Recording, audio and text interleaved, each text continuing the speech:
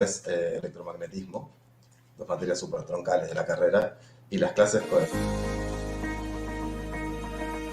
La ciencia escribe historias todos los días y el Centro Cultural de la Ciencia, el C3, surgió para contarlas.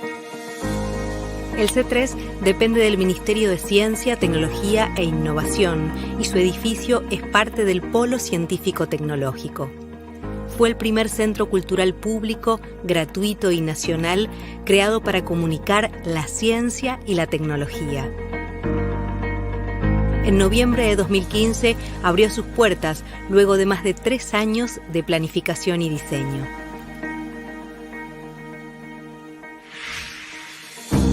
En el C3 existen espacios para descubrir mundos microscópicos, ser parte de experiencias científicas, compartir charlas y talleres o sumergirse en la lectura de aventuras e historias sobre la ciencia.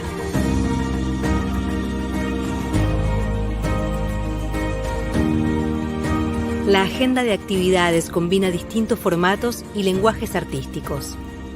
El corazón del C3 es Lugar a Dudas, la muestra permanente e interactiva de ciencia que aborda 3 temas que atraviesan a todas las disciplinas científicas: el tiempo, la información y el azar.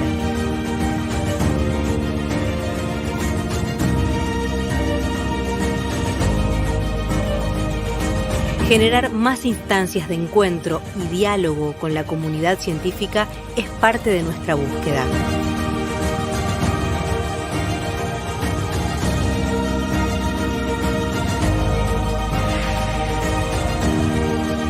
El C3 es un espacio en constante evolución que trabaja por más cultura científica para una sociedad con más derechos, más voces y más libertades.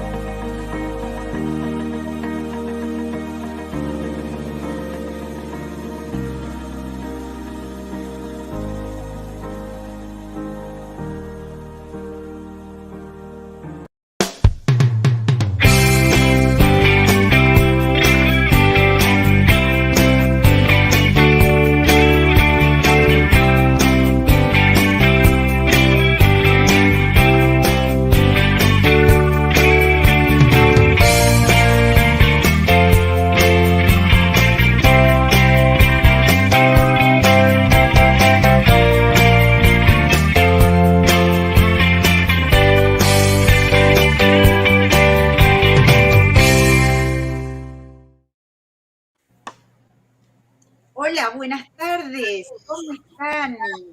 Bienvenidos a este nuevo encuentro con la academia. Ustedes ven este background, pero en realidad estamos todos reunidos en un encuentro virtual que hacemos todos los meses a modo de café, de una manera así muy, muy amistosa.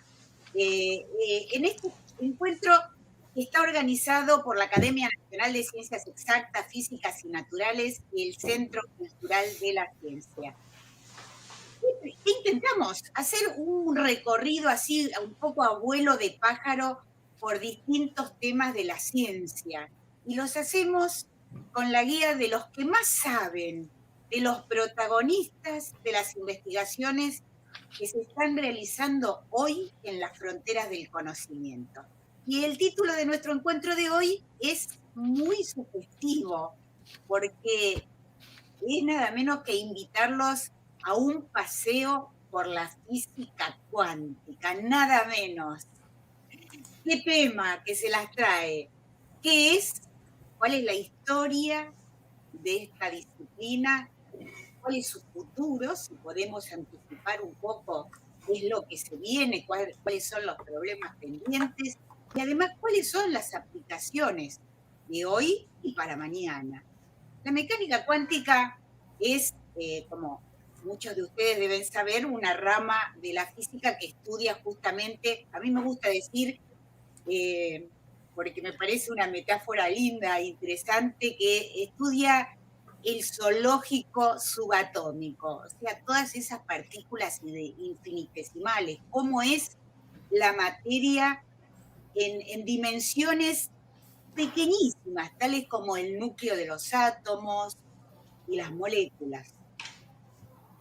Los físicos se ocupan de explorar eso, justamente, de escudriñar adentro de los átomos, donde rigen leyes que van en contra de todo lo que nosotros vivimos en nuestra vida cotidiana. Son muy distintas y desafían nuestra credulidad. Pero bueno, realmente esta disciplina, para la que es importantísimo todo el andamiaje matemático, mostró en reiterados experimentos que es así como la plantean, a pesar de que plantea conceptos que, como decía, son muy difíciles de aprender, ¿no? De entender. Y además, no solo se aplica en el estudio del interior de los átomos, de la materia, sino también en el diseño de transistores, en la física de los nuevos materiales, en la física de las altas energías, en el diseño de herramientas médicas como los láseres, los tomógrafos, y también en la criptografía y la computación cuántica. Algo de eso vamos a estar hablando hoy. Y por supuesto, en la cosmología de los instantes iniciales del universo. Realmente apasionante. Y en este encuentro de hoy, de este paseo, lo vamos a hacer de la mano de personas que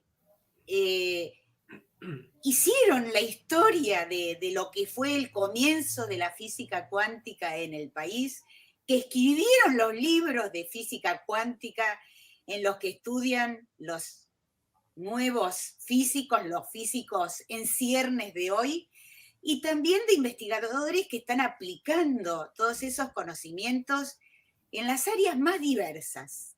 Ellos son el doctor Osvaldo Civitarese, el doctor Daniel Bes, el doctor Osvaldo Civitarese, que ven a la derecha de la pantalla, el doctor Daniel Bes, a la izquierda arriba, la doctora Claudia Montanari, abajo, y el doctor Christian Schmigelow. Así que tenemos un poco de todas las generaciones para que nos vayan haciendo ese hilo conductor, este paseo por la física cuántica. Y ya mismo vamos a presentarlos. Los vamos a presentar a todos juntos al principio, así después no tenemos que estar parando para hacer las presentaciones. El doctor Civitarese, ustedes ven que tiene su cartelito debajo de la imagen, es doctor en física de la Universidad Nacional de La Plata, investigador superior del CONICET, profesor emérito de esta universidad también, es especialista en física nuclear teórica y obtuvo numerosísimos premios: el Premio Nacional USAID al investigador formado y a la trayectoria, el CONEX a la personalidad de la década, el Premio Guido Beck de la Academia Nacional de Ciencias Exactas, Físicas y Naturales, la Medalla de Oro a la mejor tesis doctoral que otorga el Gobierno de la Provincia de Buenos Aires y la Universidad de La Plata, el Premio al Investigador Joven de la Fundación Coca-Cola para las Artes y las Ciencias, y también importantes premios internacionales, como el de la Fundación Guggenheim, el de la Fundación Alexander von Humboldt, y también es miembro de la Academia Nacional de Ciencias Exactas, Físicas Naturales y de la Academia de Físicas de Ciencias de México. Eso es el doctor Civitarese. Ahora vamos a pasar al doctor Bes. El doctor Bes, doctor en física, investigador superior del CONICET, ex profesor en la Universidad de Buenos Aires y en otras universidades de la Argentina y del mundo.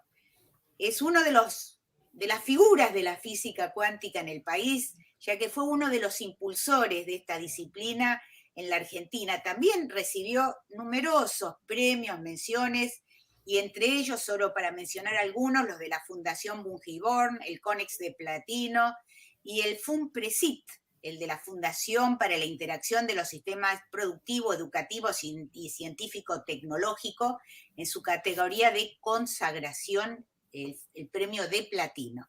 El premio de la Fundación Antorcha, el premio Gans de la Universidad Nacional de La Plata. Fue también presidente de la Asociación Física Argentina, miembro emérito de la Academia Nacional de Ciencias Exactas, Físicas y Naturales, de la Academia de Ciencias de América Latina y de la Academia Mundial de Ciencias. Durante su etapa postdoctoral, este es un dato que les pido que no olviden, el doctor Bess trabajó nada menos que en el Instituto de Física Teórica de Copenhague, posteriormente llamado Niels Bohr Institutet. Y allí colaboró con Aage Bohr y Ben Mottelson, ambos ganadores del Premio Nobel de Física 1975. Y tuvo la fortuna, el privilegio de conocer a Niels Bohr, nada menos que a Niels Bohr, uno de los fundadores de esta ciencia a la que nos vamos a referir hoy. Así que ya le vamos a preguntar sobre sus recuerdos y sobre todos los chismes que tenga de aquella época. La doctora Claudia Montanari es doctora en física, investigadora independiente del CONICET en el Instituto de Astronomía y Física del Espacio, es profesora titular de la Universidad de 3 de Febrero, especialista en dinámica cuántica de la materia. ¿Qué será eso? Algo dificilísimo, seguro. Bueno, representante de la Argentina en el Working Group Women in Physics, de la Unión Internacional de Física Pura y Aplicada. Y el doctor Christian Schmiegelow, doctor en física por la Universidad Nacional de La Plata e investigador adjunto del CONICET, profesor adjunto en la Facultad de Ciencias Exactas y Naturales de la UBA, es director del Laboratorio de Iones y Átomos Fríos, donde se está gestando por lo menos algo, una partecita, algún granito de arena de la computadora, de la computación cuántica, de la computadora próxima, si es que tenemos la suerte de verla, de la computación cuántica. Es especialista en física cuántica experimental, distinguido por la Academia Nacional de las Ciencias, recibió el premio Innovar 2008 y 2013 y el del International Committee for Optics e International Center for Theoretical Physics. Bueno, así que hechas las presentaciones que correspondían, vamos a empezar como corresponde, por el principio, ¿no es cierto? Y vamos a invitar al doctor Civitares entonces a que nos cuente un poco sobre cómo podría definirse, explicar la mecánica cuántica en algunas palabras. No vamos a salir físicos cuánticos de acá, pero por lo menos vamos a tener un marco de referencia. ¿Cuáles son sus reglas? ¿Cómo se aplica la mecánica cuántica en diversas áreas de la física? ¿Y cuáles son las principales dificultades conceptuales que le presenta también a los físicos? Porque no es nada fácil tampoco para los propios físicos. Así que, doctor Civitarese, todo suyo, el micrófono. Okay. Muchísimas gracias, Nora, por la presentación. Y un segundito, vamos a poner acá la presentación en pantalla completa. Ahí lo ven, ¿no es cierto? Bueno, en primer lugar, me siento muy honrado y muy feliz de participar de esta reunión que tiene a una persona que es un querido profesor como Daniel, el cual he aprendido lo poco que sé, lo he aprendido de él. Y también tener a un brillante alumno, en el caso de Christian. Tuve también la fortuna de ser profesor de Christian en materias de la licenciatura. Bueno, la respuesta a la pregunta ¿qué es la mecánica cuántica? Yo diría, comenzaría, como decía Richard Feynman sobre la mecánica cuántica. Si él decía que cualquiera que diga que entienda qué es la mecánica cuántica no la entiende. En realidad es un conjunto de reglas que se aplican, como recién mencionaba Nora, a la descripción de fenómenos que implican la consideración de escalas, que decimos escalas atómicas y componentes de partículas. Estamos hablando de distancias del orden de 10 a la menos 9, 10 de metro, en el caso de los átomos, 10 a la menos 15 de metro, en el caso de los núcleos atómicos. Y bueno, estas reglas están matemáticamente justificadas, son robustas, han sido experimentalmente verificables. Hasta el momento no hay contradicciones con las predicciones de la mecánica cuántica, solo que la teoría como tal, como conjunto de reglas, todavía no se ha podido, digamos, derivar de un principio sustentador como ocurre con la relatividad. En el caso de la relatividad, son las simetrías del espacio-tiempo las que dictaminan la estructura de la teoría. Yo diría que toda la física clásica, desde la época de los griegos, el siglo de oro, 500 años antes de la era cristiana, hasta el comienzo del siglo XX, fue una física dominada por lo que yo llamo la impresión sensorial. O sea, trato de describir lo que veo directamente, en términos de, digamos, ecuaciones, palabras educadas que pueda transmitir a otras personas interesadas en el problema. Entonces, esa motivación que partía de la observación llevó al desarrollo conjunto de la matemática como instrumento, como lenguaje, y las apreciaciones directamente relacionadas con la física.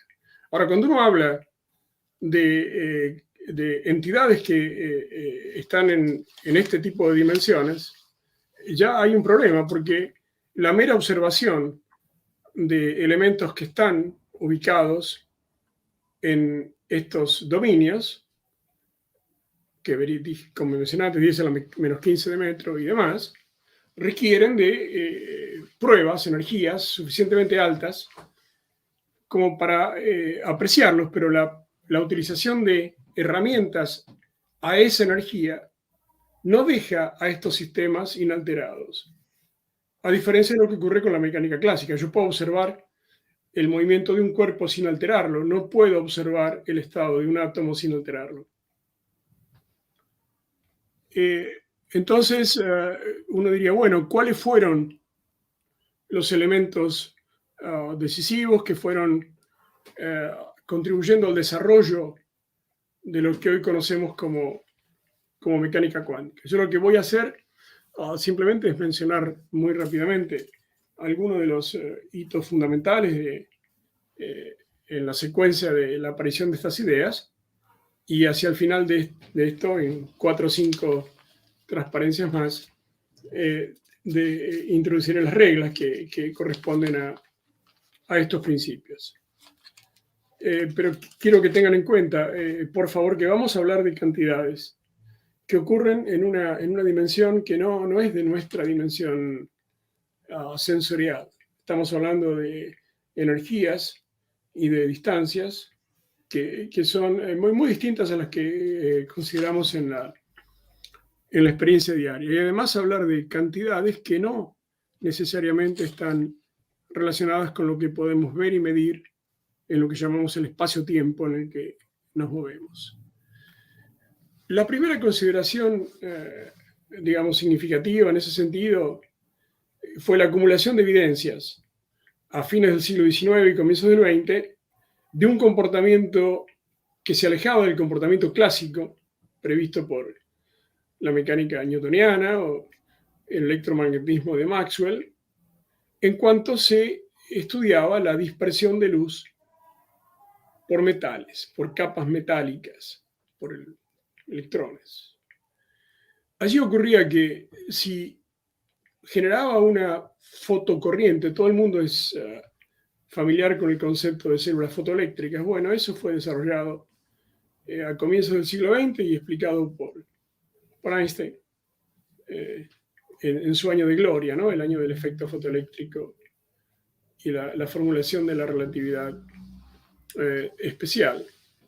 Entonces, allí lo que se ve es que cuando uno hace incidir luz sobre una placa metálica, uno encuentra que para ciertos valores de la energía o de la frecuencia o de la longitud de onda, como quieran expresarlo, de la luz incidente, no hay ningún efecto medible. Por encima de cierto valor aparece una fotocorriente, una corriente generada por estos electrones. En un experimento muy relacionado, hecho por Compton, se determinó que no solamente podía la luz producir estas ionizaciones arrancando electrones de los materiales, sino que además se podía correr hacia el rojo, o sea, transferir momento con las partículas. Y eso tampoco se puede entender a menos que uno se borre de la cabeza la imagen de lo que es una partícula. En los textos modernos, digamos, menciono el nombre solamente, no quiero entrar en eso, de teoría de campos, ya la idea de partícula está abandonada en ese sentido. Se habla de campos y por lo tanto de representaciones en función de ondas, no de puntos masa en general. Una primera teoría muy aproximada fue formulada por de Broglie, donde justamente trató de asignar características ondulatorias a la materia, diciendo que hay una relación entre el momento de las partículas y su longitud de onda. Ahora, históricamente, sin entrar en lo que después nos va a contar Daniel con detalle, digamos, el efecto fotoeléctrico se representa de esta manera. Es simplemente un gráfico donde estamos mostrando la energía cinética máxima de los electrones consideradas partículas como diferencia de la luz incidente y esas energías umbral. Y en el caso del efecto Compton, lo que vemos es justamente la posibilidad de que las ondas transfieran momento y energía a las partículas. Esto fue considerado algo realmente novedoso y generó las primeras consideraciones respecto a los apartamientos de la mecánica clásica. Cuando yo digo mecánica clásica, me estoy refiriendo a esta noción de representar el comportamiento de un sistema físico en términos de relaciones matemáticas claramente definidas entre los observables. Si veo que una partícula se mueve, le asigno una velocidad. Si esa velocidad cambia con el tiempo, le asigno una aceleración. Y de esa manera construyo una trayectoria simplemente aplicando las ideas ya avanzadas, digamos, tanto por Newton como por Einstein en la relatividad especial. Y puedo ser capaz de predecir el comportamiento de esa partícula en cualquier tiempo posterior. Esa noción la perdemos cuando hacemos una formulación cuántica. No podemos hablar del mismo tipo de asignación de valores. Lo podemos hacer en términos de un concepto probabilístico. Esa es una de las posibles interpretaciones que le podemos dar a la teoría. Es decir, la mecánica cuántica como tal, como conjunto de métodos de descripción de la naturaleza, implica necesariamente la introducción de una terna. Esa terna está compuesta por el sistema físico, el elemento de medida y la interpretación que hagamos de la medida.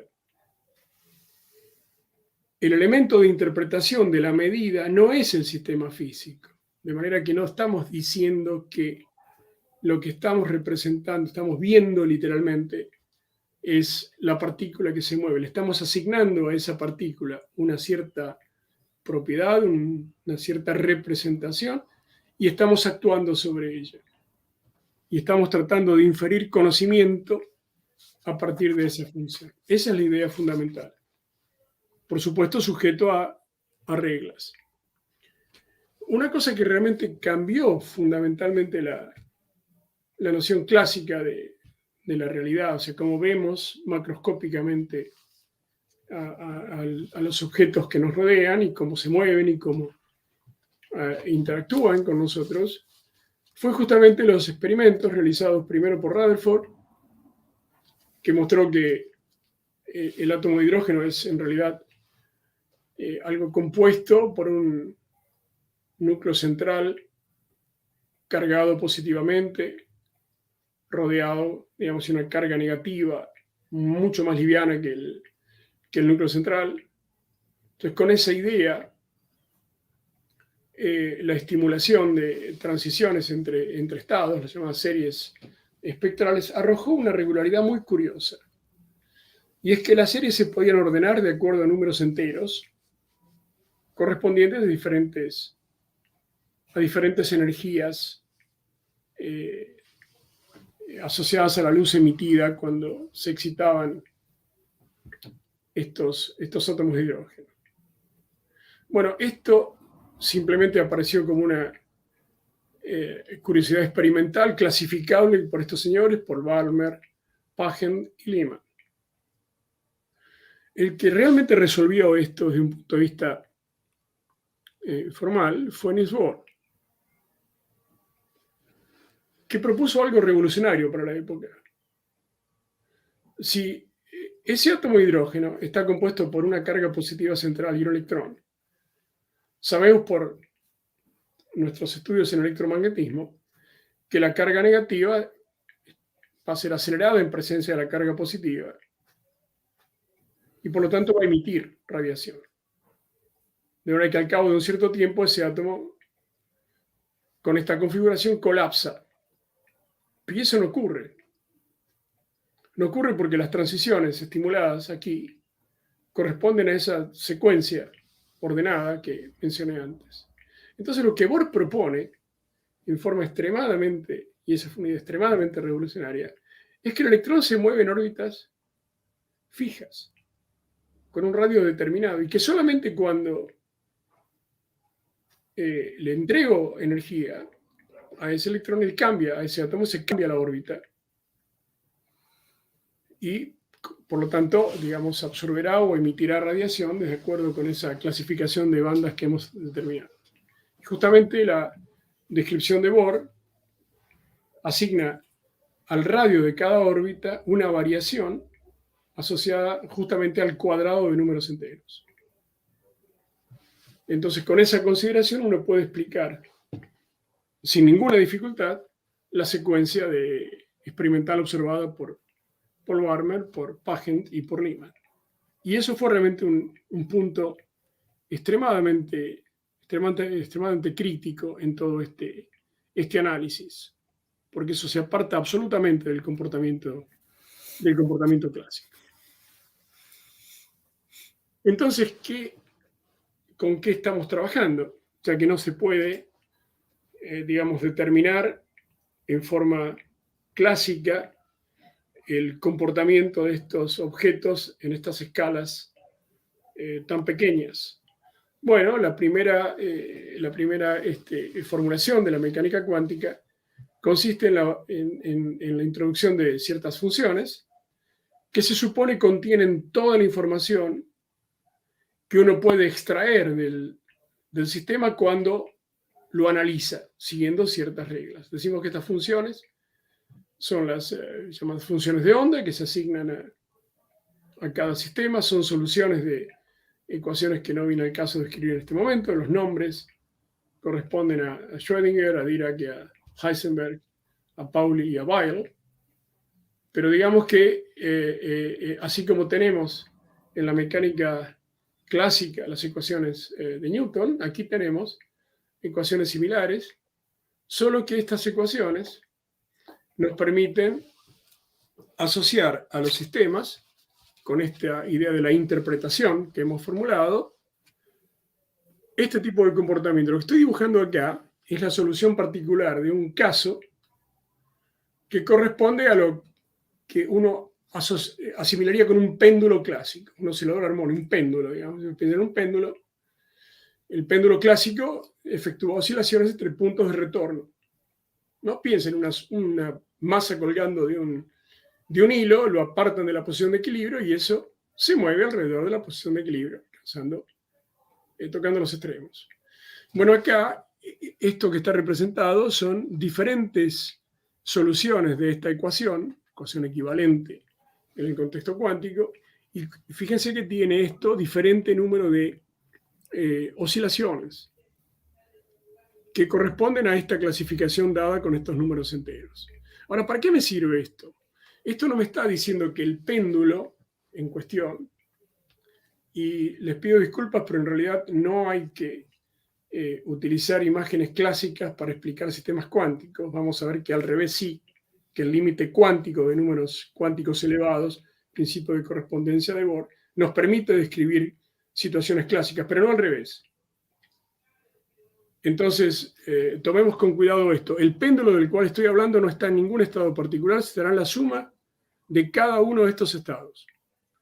Entonces, lo que hacemos en la interpretación probabilística es asignar un valor esperado, una probabilidad de encontrar al péndulo en alguno de estos estados. Ahora, como dije antes, si queremos medirlo en ese estado, lo estamos alterando. Entonces, no alcanza con decir que lo estamos representando de esta manera. Tenemos además que definir explícitamente cuáles son los límites que le ponemos a nuestra observación. Y ese punto es el punto que levanta Heisenberg, cuando, con criterio basado en estos ejemplos, decide lo siguiente: si yo decido que este objeto que está siendo representado con estas funciones está ocupando una función en particular, por ejemplo, con n igual a 0, o n igual a 1, o n igual a 10, entonces, si lo estoy observando en espacio, lo estoy deslocalizando completamente en su momento, en su velocidad, digamos. La velocidad y el momento no son lo mismo en mecánica cuántica, pero a los efectos de esta breve introducción, digamos que lo podemos considerar igual. O sea, yo puedo decidir que si fijo la posición de este objeto, entonces lo deslocalizo completamente en momento y viceversa. Esas relaciones son las relaciones de incerteza de Heisenberg. Entonces, decimos que la mecánica cuántica nos permite determinar en forma probabilística cuál es el valor esperado de alguna variable físicamente medible.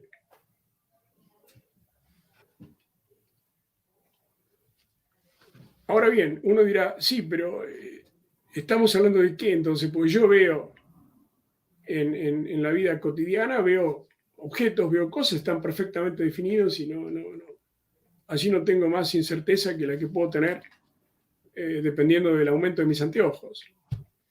Acá no, lo que digo es, cuidado, yo dije, no puedo ir del mundo clásico al cuántico, al revés sí lo puedo hacer, porque en el límite de estos números cuánticos muy, muy elevados, debo recuperar lo que clásicamente observo. Ese se llama el principio de correspondencia y fue formulado también por Niels Bohr, y acá aclaramos la operación inversa no es válida. En el ejemplo que mencioné de este péndulo, de este oscilador, acá estoy representando cuál sería la trayectoria clásica de ese oscilador, que va pasando por extremos, por un mínimo y otros extremos, y cuál sería la predicción cuántica de esos estados para un número cuántico suficientemente elevado. Fíjense que a medida que yo aumento, cuando tenía n igual a 0 estaba centrado alrededor del mínimo, cuando voy aumentando el n, voy yendo a valores que van a oscilar cada vez más, y si voy a un n suficientemente grande, esto va a aproximar bastante esta trayectoria clásica, excepto en estos puntos que no son puntos que tengan significado clásico.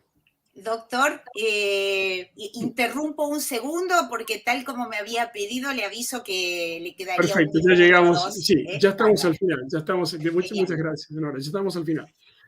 Entonces ahora vienen las reglas.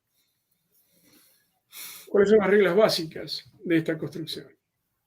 Bueno, existen entonces, con esta caracterización de la mecánica cuántica, variables que están conectadas entre sí mediante este principio de incerteza. O sea, son cantidades, las cuales si yo pretendo ajustar suficientemente bien el valor de una de ellas, deslocalizo el valor de otra. El principio de exclusión de Pauli, que dice que para ciertos sistemas no puedo representar, digamos, soluciones compuestas asignándole a todos los elementos de un sistema los mismos números cuánticos. Está el principio de correspondencia de Bohr, que me dice que en el límite de grandes valores de los números cuánticos debería reproducir cantidades clásicas. Están las simetrías que fueron introducidas por Fermi para respetar justamente estos principios. Y tengo la noción de estados que no evolucionan con el tiempo y estados que sí evolucionan con el tiempo. Matemáticamente hablando, la interpretación probabilística tiene justificación en los llamados espacios de Hilbert, y las extensiones corresponden a situaciones que exceden esta representación porque incluyen estados que decaen con el tiempo. Bueno, esta es la última presentación, las validaciones teóricas y experimentales. Todas estas nociones de que los sistemas físicos se pueden representar mediante funciones, que las funciones se pueden obtener como solución de cierto tipo de ecuaciones, que las operaciones físicas se pueden representar por la aplicación de ciertas operaciones sobre esas funciones, ha sido validada en escalas tan diversas como la escala atómica, eso significa 10 a la menos 10 de metro, la escala nuclear, 10 a la menos 15 de metro, la escala subnuclear, de manera que desde estructuras de sólidos, moléculas, átomos, núcleos atómicos y materia nuclear, esto ha sido suficientemente verificado como método de descripciones. También en física de partículas y sus interacciones, tanto las electrodébiles como las asociadas a interacciones fuertes. Allí aparece otra versión una extensión de la mecánica cuántica llamada cromodinámica cuántica, pero también esto vale a escalas macroscópicas, como escalas astrofísicas, cuando queremos entender procesos en supernovas y en estrellas, aplicamos el mismo tipo de idea. Entonces, para concluir, digamos, uno dirá, comenzamos diciendo lo que decía Feynman, de que si alguien dice que entiende lo que es la mecánica cuántica, en realidad no lo entiende. Coincido. Es un conjunto de reglas que funcionan. Hasta ahora no hemos encontrado ninguna violación a estas reglas. Y por otra parte, lo que decía Einstein, que la física es una aventura del pensamiento que vale la pena recorrer, sobre todo porque nos pone siempre frente a la frontera del desconocimiento. Disfrutamos, justamente, crecemos en función de lo que no conocemos. Bueno, eso es un poquito el demasiado vuelo de pájaro, demasiado rápido, para dar una idea de qué es esto, ¿no? La mecánica cuántica es un conjunto de métodos que aplicamos para describir fenómenos que ocurren en estas escalas, fantásticamente pequeñas en tamaño y fantásticamente grandes en energía. Muchísimas gracias, doctor. Bueno, me hizo acordar que una vez hablando con Matías Saldarriaga, un físico argentino que trabaja en el Instituto de Estudios Avanzados de Princeton, me dijo algo similar. Yo le decía, me estaba hablando de los primeros instantes del universo, y yo le decía, uno lo repite, ¿no? 13.800 millones de años, luz, y qué sé yo, pero es tan difícil entenderlo. Y me dice, a los físicos también nos cuesta entender, digamos, las ecuaciones y toda la formulación que hacemos. Pero bueno, el mundo es mucho más misterioso de lo que podemos llegar a imaginar e incluso de lo que imaginan los autores de ciencia ficción, ¿no? Esto supera todo, la dificultad de imaginación de estos procesos tan azarosos, tan extraños, ¿no? Tan distintos a, como decía usted, a nuestra realidad sensorial. Pero ahora le vamos a preguntar al doctor Bess, ¿cuáles fueron los hitos principales que llevaron a la formulación de la mecánica cuántica? Bueno, para fines del siglo XIX se creía que se sabía todos los necesarios de saber en mecánica, en electromagnetismo, en termodinámica. Solamente en realidad faltaba la formulación de la relatividad y quizás el caos de Poincaré. La diferencia con épocas anteriores era que existía un formalismo matemático, la intuición había sido suprimida y sobre todo que exigía una verificación experimental cuando uno hacía una formulación teórica. Esto ojalá siga. Hay ciertas dificultades para eso. La física clásica era determinista y suponía una realidad completamente independiente del observador. En el siglo XX después de Cristo, Geoffaldo empezó a relatar por qué habían aparecido fenómenos que no se dejaban explicar por esos conceptos clásicos.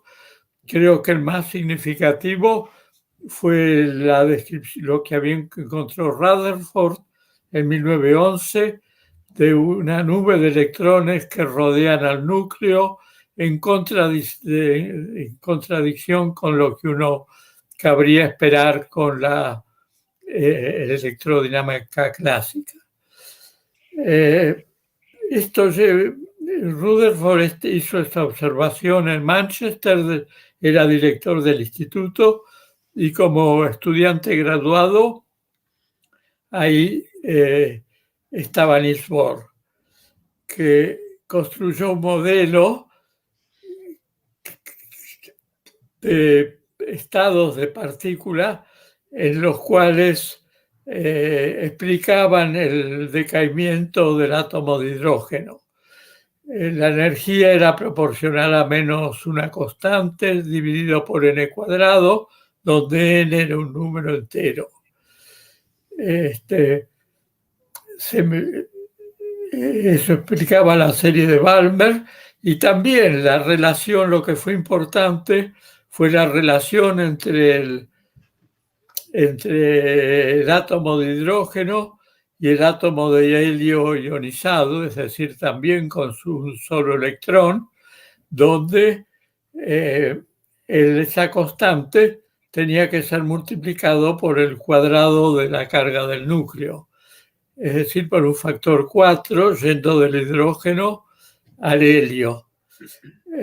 Pero experimentalmente se verificó que el factor 4 no era un exacto, cambiaban después de 4 cifras significativas, aparecían otros factores, y a Bohr se le ocurrió, en lugar de la masa del núcleo,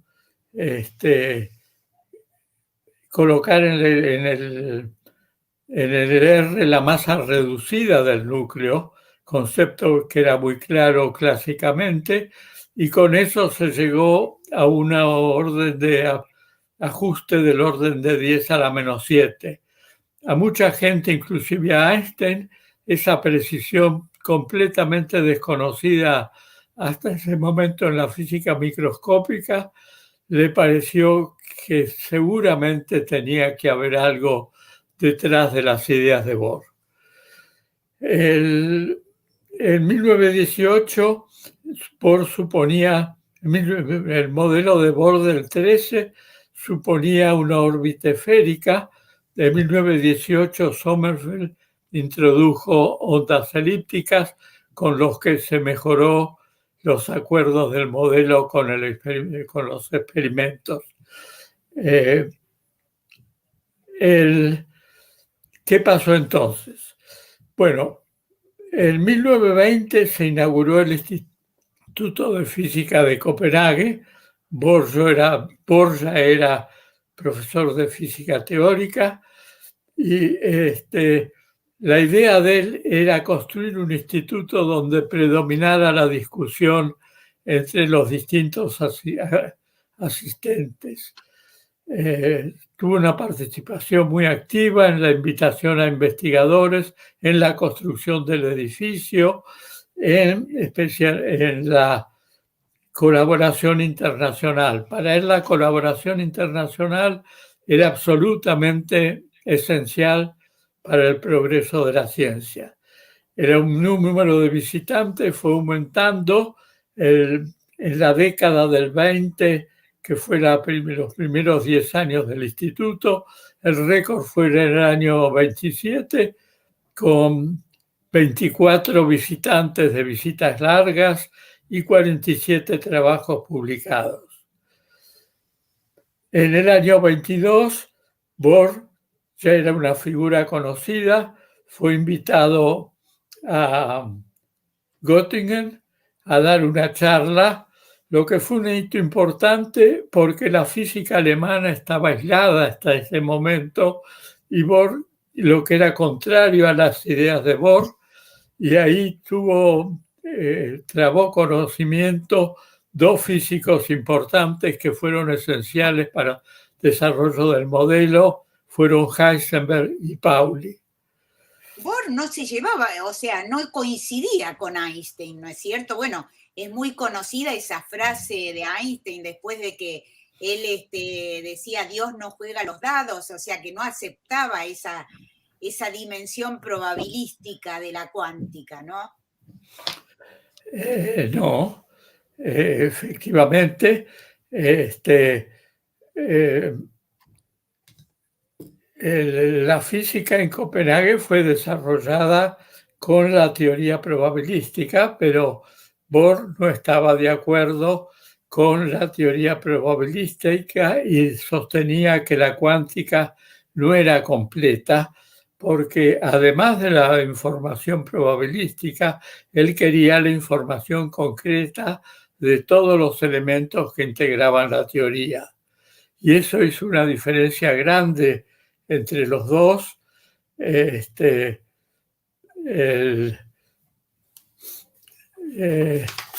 Que fue creciendo a medida que creció el tiempo.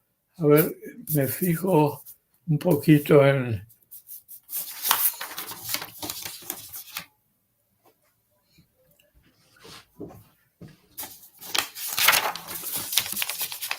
Bueno, lo encuentro, no importa.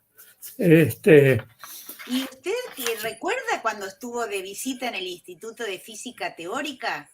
¿Cómo era el ambiente? Supongo que debe haber sido muy estimulante, además para una persona llegada desde la Argentina, ¿no? Sí, recién me expliqué este año por qué me habían aceptado. Cuando yo le pedí a Beck una carta de recomendación para el Instituto de Bohr, Beck vivía en la Argentina, me dijo, usted no está en condiciones de ir al Instituto de Bohr. Y tenía razón, pero la idea de Bohr era traer la mayor parte de la gente de distintas partes del mundo para esa colaboración en conjunto. De manera que si hubiera pertenecido a un país civilizado científicamente, seguro no me hubieran admitido con la recomendación que yo llevaba del capitán Benison, al que yo tuve mucho respeto por él, pero no era un físico. Y esa falta de buena recomendación creo que fue decisiva para ser aceptado en el Instituto de Bohr. Por suerte, Bohr se encargaba de hablar mucho con gente joven. Yo no tuve la suerte de hablar con él directamente, pero sí con Oge y con Ben Wolterson. Y esa interacción con ellos me llevó a poder ser una persona útil. Noté que cada vez que uno los contradecía, no se enojaban, aumentaban el aprecio por uno y llegué a ser considerado una persona razonable con quien hablar en el instituto. Estuve 3 años la primera vez, 2 pagados por beca de la comisión, el tercero por una beca del instituto. Volví a la Argentina con la idea de desarrollar el instituto en la Argentina y al cabo de 4 años me llegó una invitación que fue, diremos, la culminación de puestos que tuve en mi vida, y fue una carta de Mottelson diciendo que él y Oge Bohr se iban a tomar un semestre sabático, que no pensaban hablar con nadie en el instituto, querían terminar su libro y que solamente iban a hablar conmigo si yo aceptaba ocupar el lugar de ellos. Así que creo que ese fue el cargo más honroso que tuve y que me fue muy útil para abrirme camino en lugares posteriores. Qué maravilla, doctor, la verdad, No, Sí. digamos, son de esos privilegios que no llegan a cualquiera, así que sí, realmente es espectacular. ¿Y cómo llegó la mecánica cuántica a la Argentina? Es una buena pregunta, pero en mi caso no es muy fácil de contestar, porque yo era alumno de la Universidad de Buenos Aires, donde los físicos teníamos a dos profesores, Colo y Isnardi, Colo los 2 primeros años, Isnardi los 3 restantes, que no sabían nada de mecánica cuántica. Y no era... Me acuerdo que yo en primer año le hice una pregunta a Colo por un problema con el oscilador armónico al que se introducía una interacción suplementaria, y él me miró y me dijo: esa es una pregunta que me la explicó el doctor Inardi alguna vez. A partir de eso no asistí más a ninguna de las clases del instituto, del departamento de física, sí a una de química que daba Bush. Tuvimos la suerte de tener buenos jefes, hacíamos reuniones con ellos, como Cincotín, con Macmillan, con D'Alessia, pero de clases teóricas y de mecánica cuántica no aprendíamos nada, de manera que con otros 2 compañeros, Rubinstein y Shiminovich, Rubinstein después fue profesor en Israel y en Uppsala,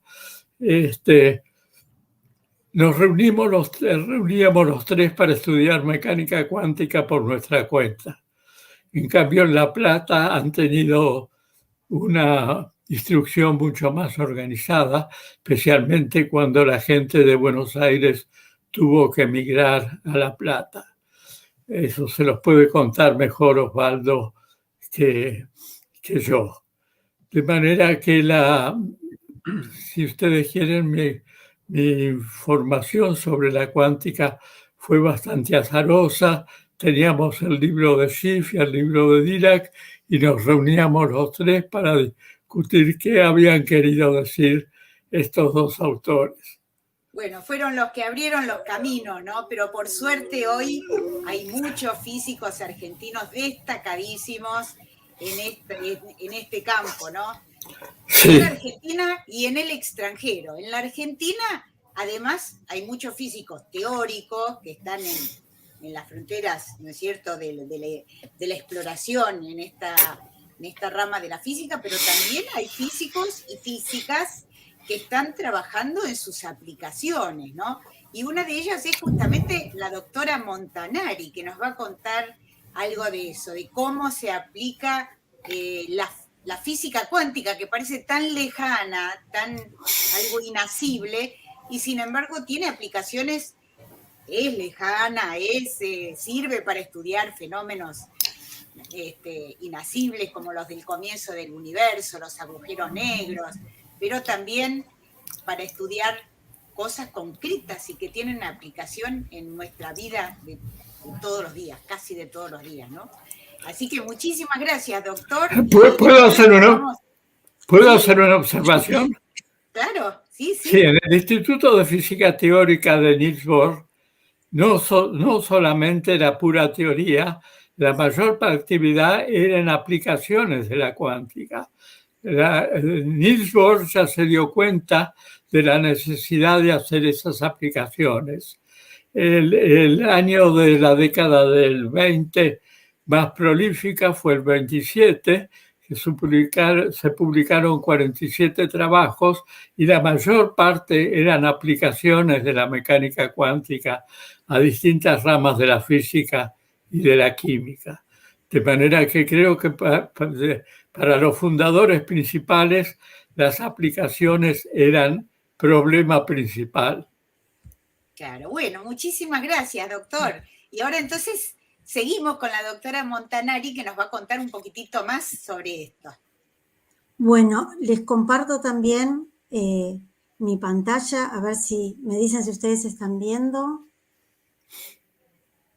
¿Están viendo mi pantalla, sí? Sí. Perfecto. Bueno, sí, yo voy a contarles algo de las aplicaciones.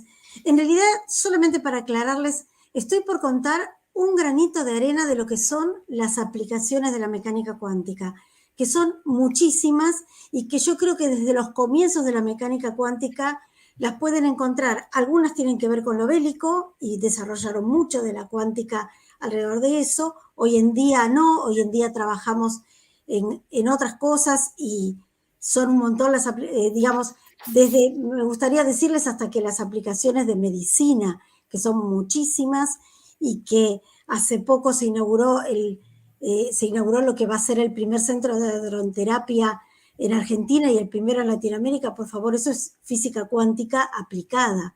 Así que yo no voy a hablar de eso, voy a dar una gotita, un granito de arena sobre algo que me gusta de estas aplicaciones. Yo hago física teórica, estoy por contar una aplicación sobre esto, pero mi trabajo es teórico.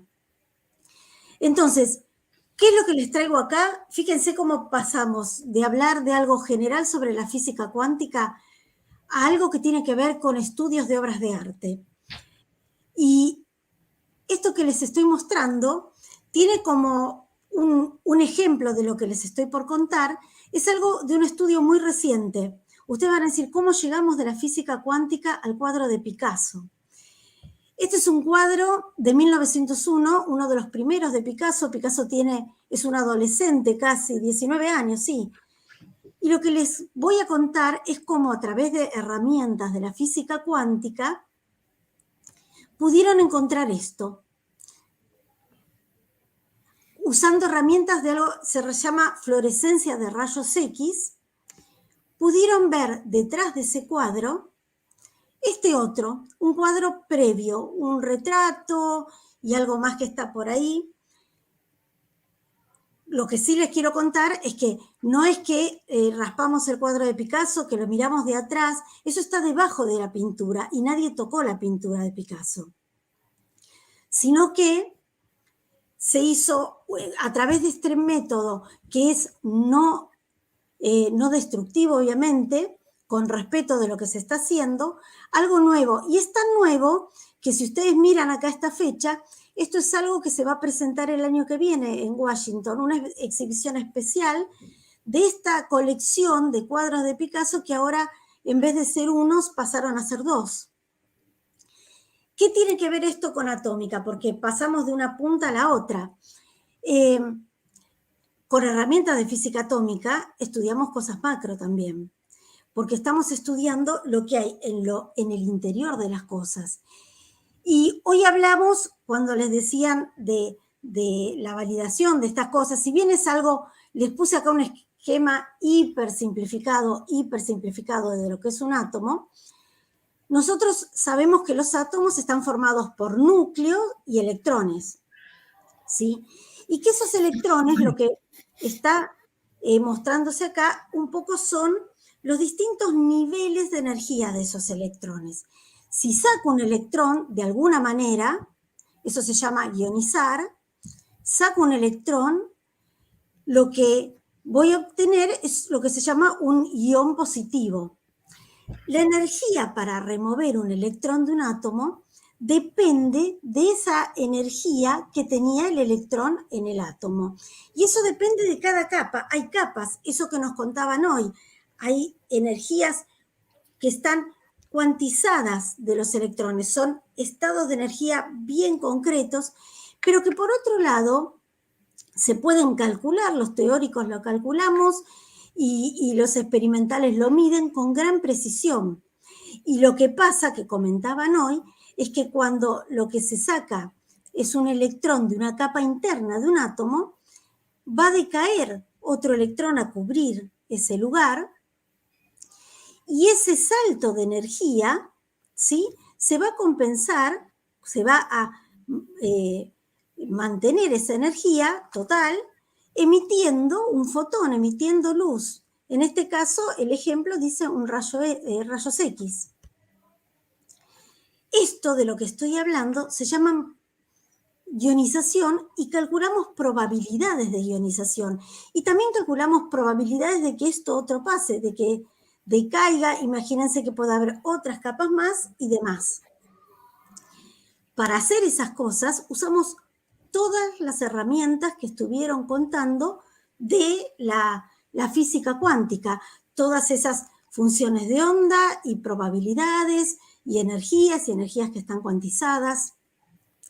La técnica que les voy a contar por la cual se estudiaron las obras de arte, la primera, la que les nombré hablando del cuadro de Picasso, se llama fluorescencia de rayos X, las siglas en inglés son XRF, y otra que también se utiliza y mucho porque es muy, muy sensible, es una cuyas siglas del inglés son PIXE, acá está puesto su nombre, y es lo mismo, emisión de rayos X, porque saqué un electrón, pero en este caso, esto es por protones o por algún ion que pasa a muy alta energía, saca un electrón del átomo, y eso va a provocar que otro electrón externo decaiga y que se emita luz. Cualquiera de los dos casos son concretamente lo mismo. O saco electrones por luz, por radiación, o saco electrones por iones. Y estos dos métodos, estas dos técnicas, se han utilizado para estudiar obras de arte. ¿Por qué? Porque esa detección de luz me permite saber la composición.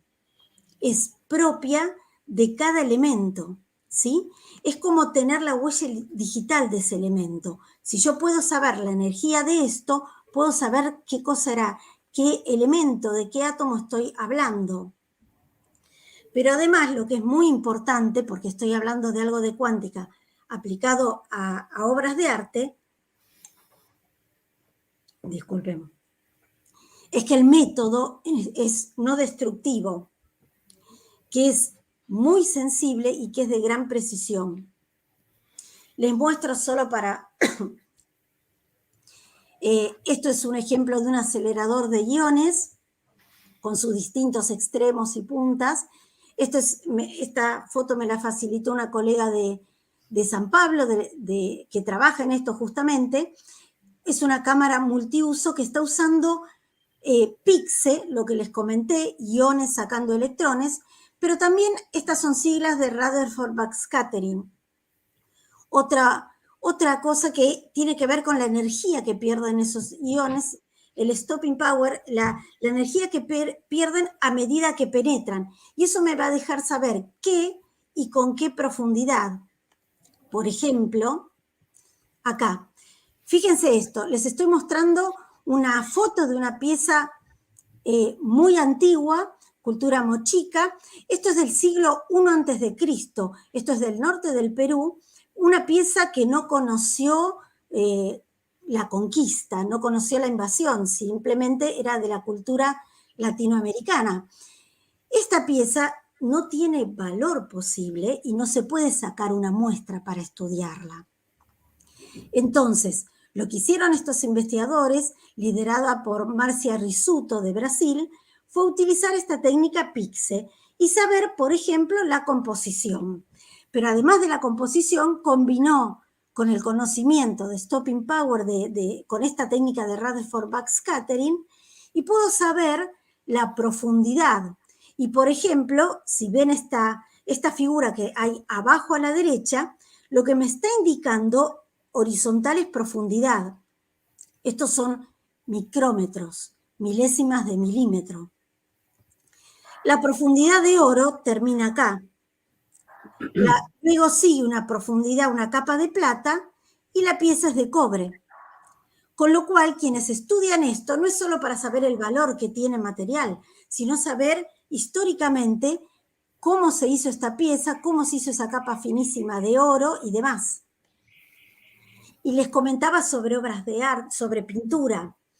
Es súper interesante y muy aplicada a esto para estudiar pinturas valiosísimas. Acá recalco lo de no destructivo. Esta obra es Leonardo da Vinci, la Virgen de la Roca, y se aplica mucho, no solo para saber y para historia, sino también para restauración. Cuando se hacen restauración de piezas, se tiene que saber exactamente cómo hacerla. Esto es una foto del laboratorio AGLAE, que son las siglas de Acelerador Gran Louvre de Análisis Elemental. Esto está en el subsuelo del museo, no está para todo público, está en el subsuelo y es un acelerador muy especial, el único en el mundo dedicado solamente a obras de arte, con una capacidad enorme y una sensibilidad que anda en los micrones. Fíjense, yo acá les puse una foto para mostrarles el acelerador, estudiando estas piezas, son pequeñas estatuas de bronce del siglo III de nuestra era, algo impresionante en cuanto a su valor y en cuanto a su interés arqueológico. La foto estamos viendo a Claire Pacheco, ella es física y es la directora de la AGLAE. Así que imagínense la importancia que tiene esto. Es impresionante lo que se hace allí. Incluso se prestan servicio para otros museos de Francia y del mundo. Por ejemplo, esta otra pieza que es súper interesante, también antiquísima, y les quería contar, por ejemplo, cómo se hacen estos trabajos. Otra vez esto es algo que me facilitaron los colegas de Brasil. No se estudia todo junto, hay que hacer un mapeo, se eligen puntos específicos, y esos puntos se va recorriendo con el acelerador y mapeando. Cada uno de esos estudios lleva, de todas formas, estaba en alguna diapo anterior, son minutos. Por ejemplo, en este caso se eligieron estos 21 puntos con cierta estrategia. Si lo que quiero saber es cómo se componen estos colores, voy o para restauración o para historia, eligen puntos en el celeste, acá en la nube, en esta tela del barco, en el blanco del caballo, en el rojo de la tela sobre el caballo o del vestido y demás. Entonces, se van investigando. Fíjense que acá está la foto del mapeo, cómo se va haciendo. La gente de Brasil usa las dos técnicas, PIXE y fluorescencia.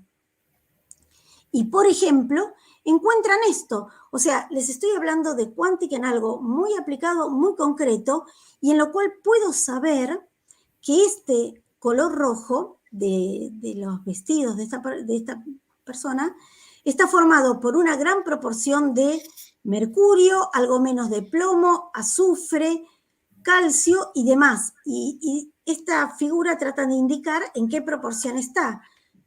En cambio, si miro el rojo de la manta del caballo, es otro rojo, con otra composición.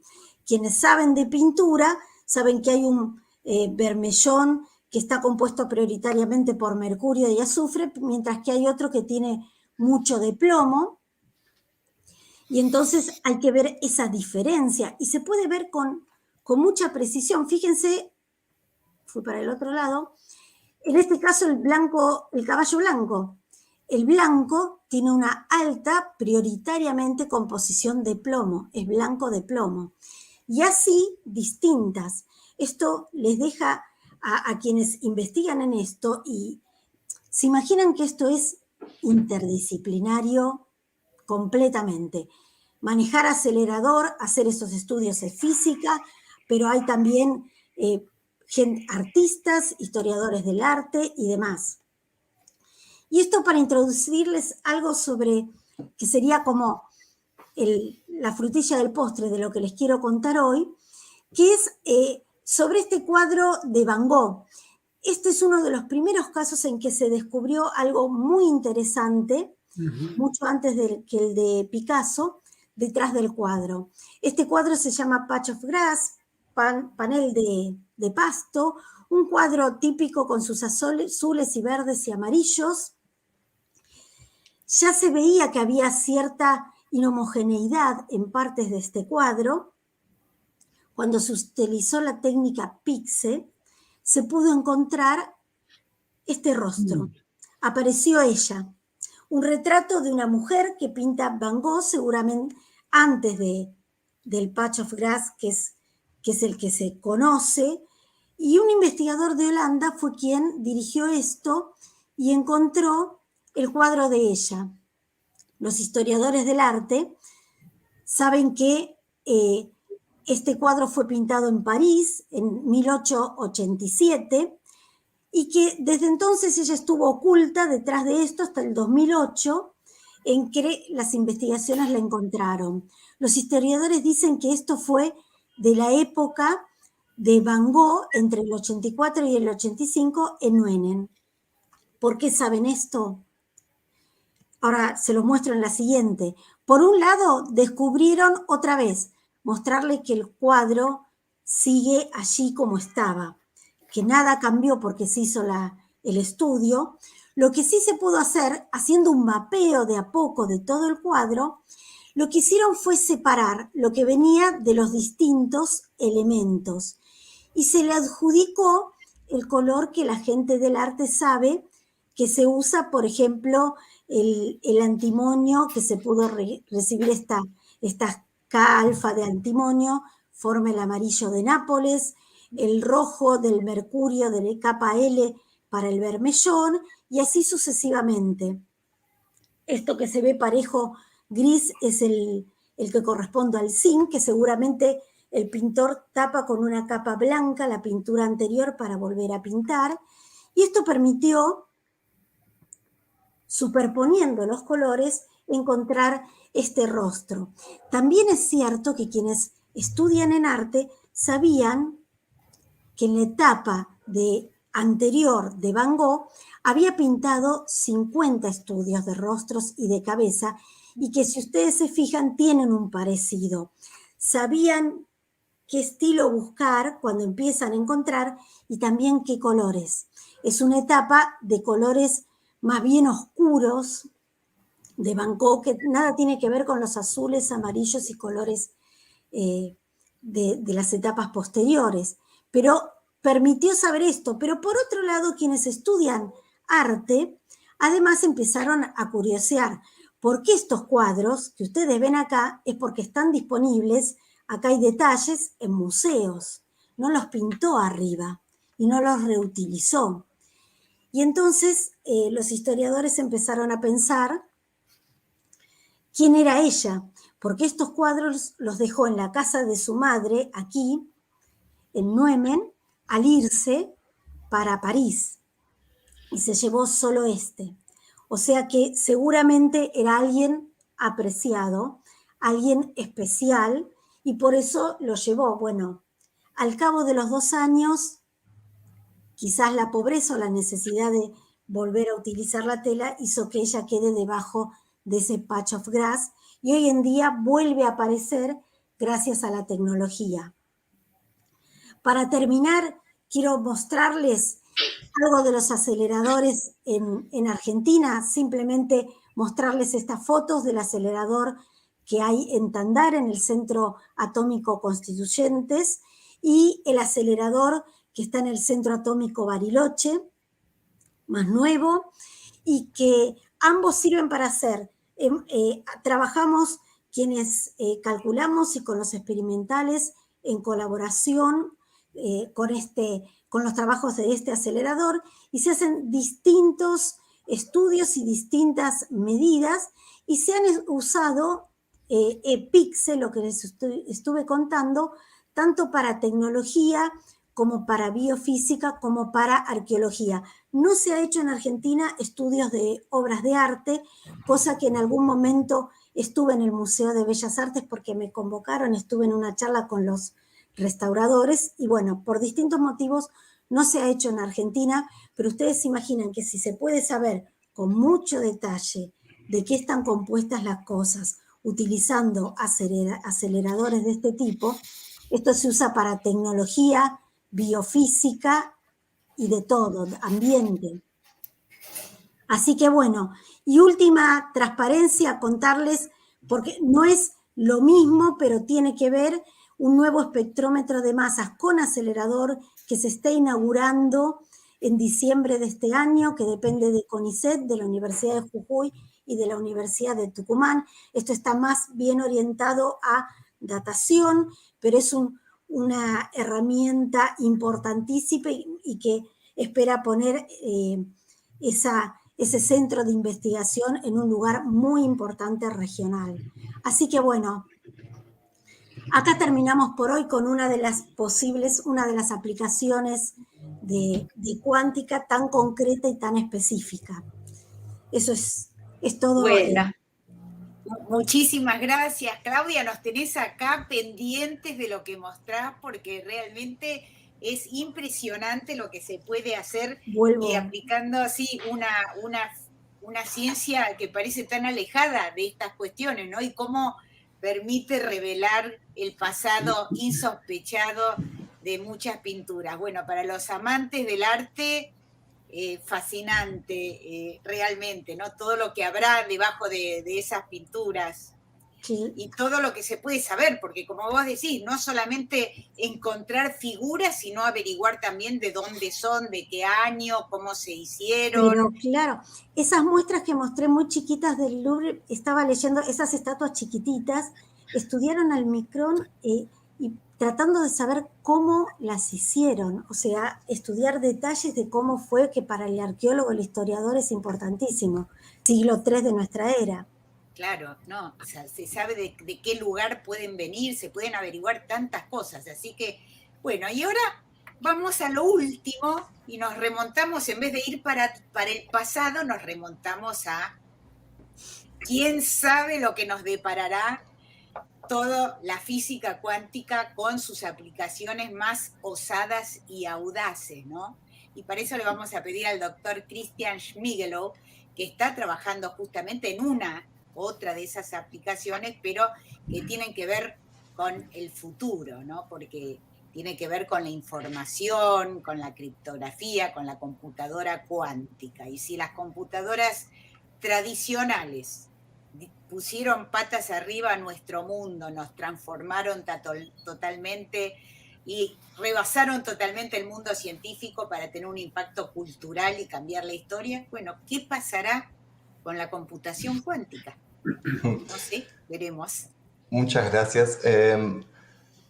Justo con esta introducción se me ocurre decir y remarcar algo que Daniel empezó marcando y que creo que Claudia dejó en claro, que buena parte de las tecnologías del siglo XX son tecnologías cuánticas. Estas computadoras, estos sistemas de comunicación con los que trabajamos están basados en física cuántica y en el conocimiento de cómo es la materia a nivel microscópico para crear cosas macroscópicas, para diseñar materiales, para diseñar transistores, para diseñar sistemas que nos permitieron hacer cosas antes impensables.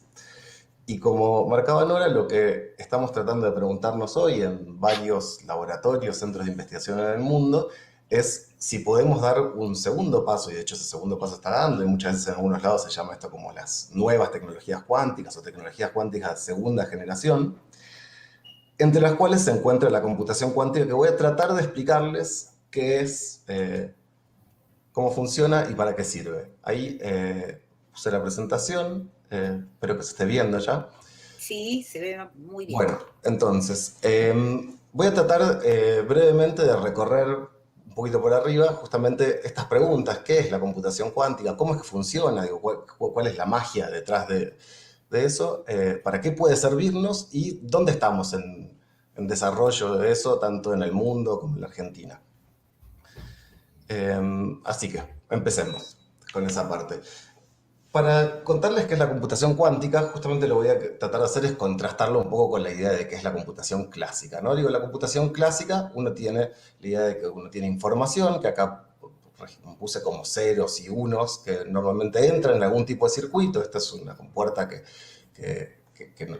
normalmente se llama XOR, que es la OR exclusivo, es la compuerta O. Y entonces hay algún tipo de procesador que toma estas entradas de información y en función de alguna regla definida saca una salida distinta. ¿Cómo es que funciona esto? ¿Cómo es que implementamos esto? De hecho, implementamos esto con transistores, que esto es lo que dibujé acá arriba de algún modo, para los cuales necesitamos de hecho una descripción totalmente cuántica, en los cuales decimos hay electrones que generan, que abren o cierran una barrera, que permiten que entren otros electrones, que pasan de un material que está dopado con electrones de más a otro que está dopado con electrones de menos. Pero de cualquier modo, en todos estos sistemas, la cantidad de electrones que están fluyendo, que están entrando, saliendo, son tantos que podemos asignar a cada uno de los estados de esta computadora un valor determinista.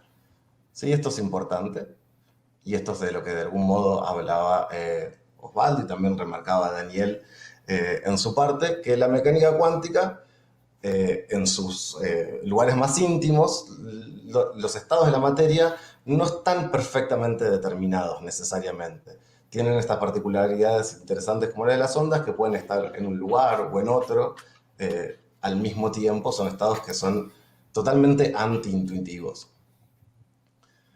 Y lo que nos preguntamos si podemos hacer, y de hecho ya hay algunas primeras realizaciones de este tipo de circuitos, es circuitos en los cuales, lo represento esquemáticamente con esto que está a la derecha, hay circuitos que llamamos cuánticos, en los cuales los estados, que acá puse como, bueno, imaginé que eran unos estados que al principio eran ceros y uno, después de pasar por cierto proceso, que indicamos con algunas otras compuertas, estas tienen el nombre de Hadamard y Control Not, a la salida nos dan algún estado del sistema que no es ni una cosa ni la otra, o es las dos cosas al mismo tiempo. Es justamente esto que nos permite la mecánica cuántica, decimos que es una superposición de un estado, que sería como el estado lógico 0,1 con el estado lógico 1,0. Es tanto el 0,1 como el 1,0 al mismo tiempo.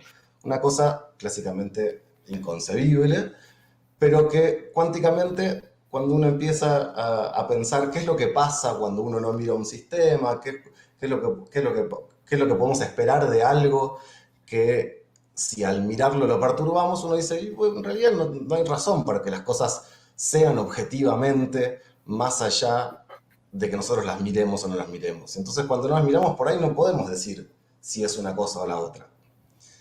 Y hay una especie de salto de fe, pero también un salto conceptual interesante que damos en mecánica cuántica, o cuando empezamos a concebir la mecánica cuántica, y que es agarrar y decir, bueno, tal vez no puedo entender todo, tal vez no puedo saber todo, y entonces tengo que permitir cosas antiintuitivas.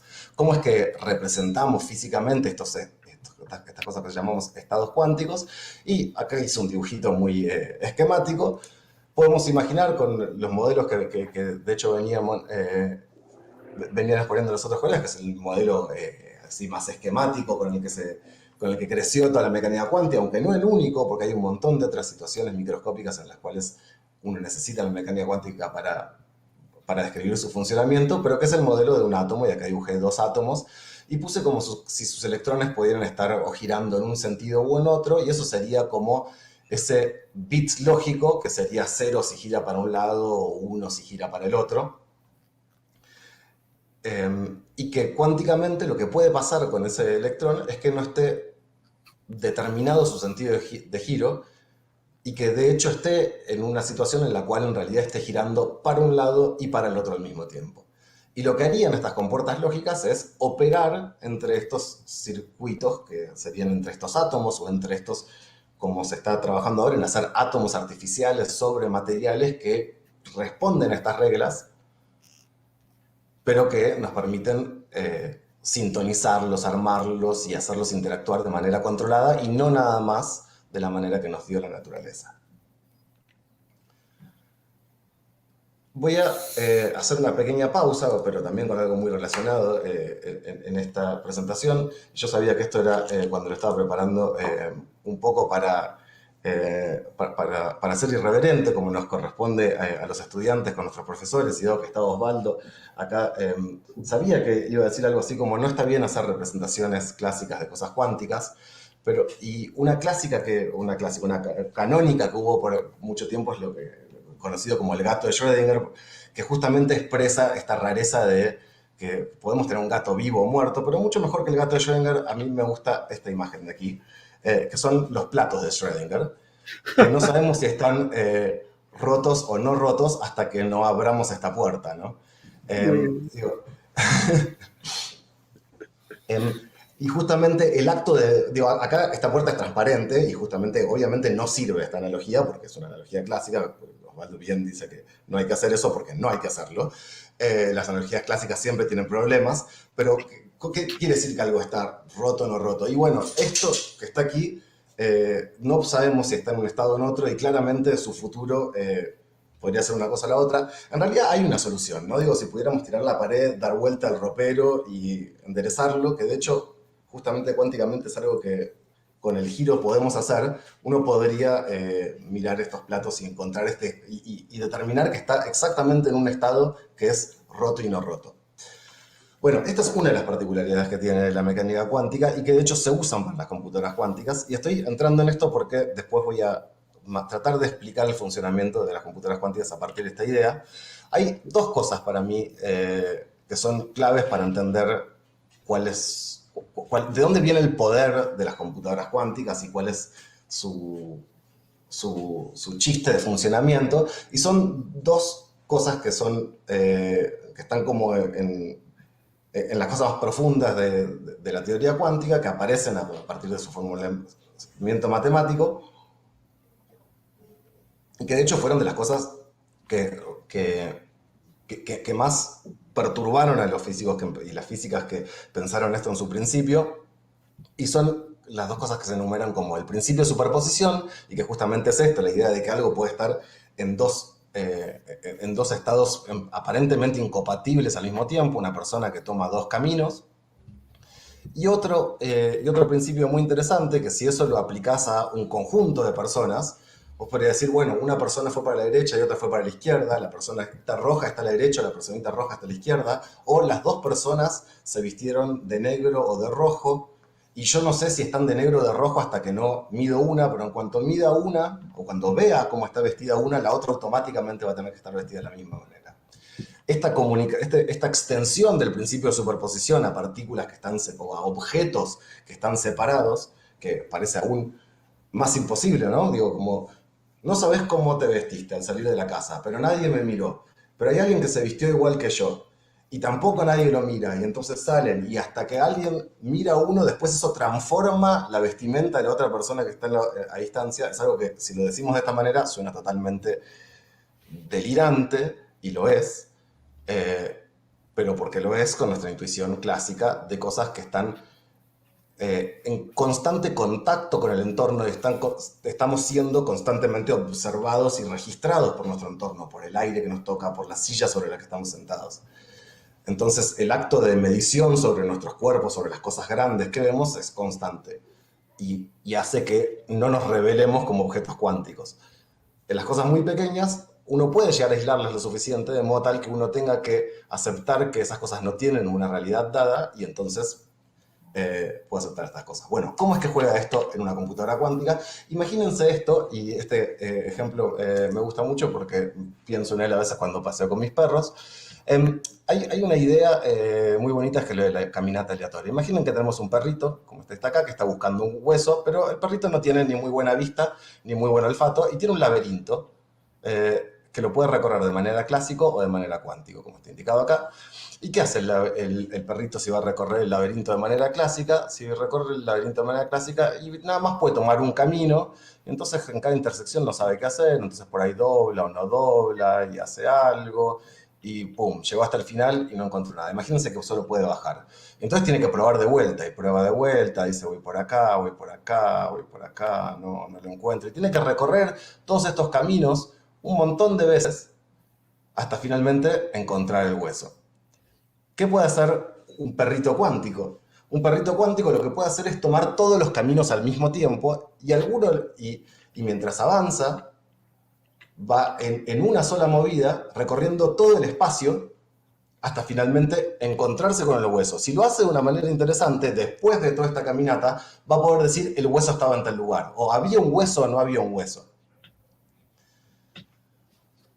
Esta propiedad, que requiere de bastante astucia para hacerla funcionar y que efectivamente un perrito saque provecho de tal situación, es la base de todos los algoritmos cuánticos.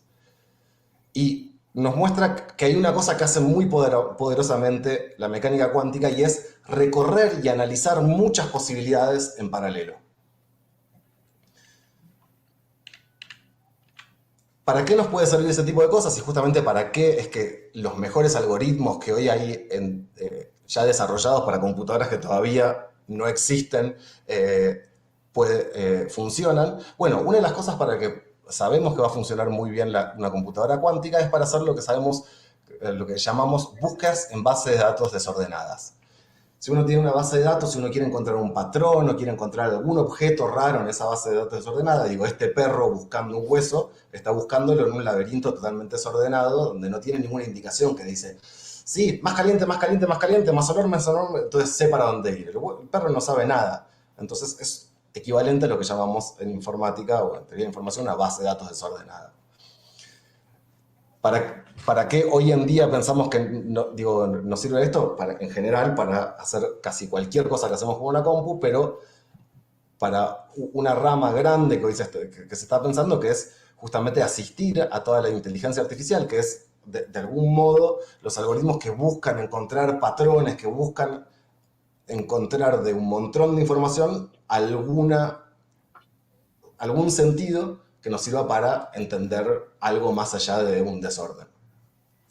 Hay todo otro mundo de cosas que entra dentro de la gran categoría que podemos llamar simulaciones cuánticas, para las cuales apostamos a que las computadoras cuánticas vayan a servir, y que para mí las dos áreas principales, al menos que se ven hoy, pero viste, qué sé yo, viste que hay este tipo de cosas, anécdotas de la historia en la cual le han preguntado a alguien de, por ejemplo, IBM, un directivo de IBM, che, ¿a vos cuántas computadoras te parece que puedan vender? Y dice, y no sé, igual como una computadora con la casa, cada persona no va a tener ni por casualidad, las computadoras van a estar para grandes empresas y demás.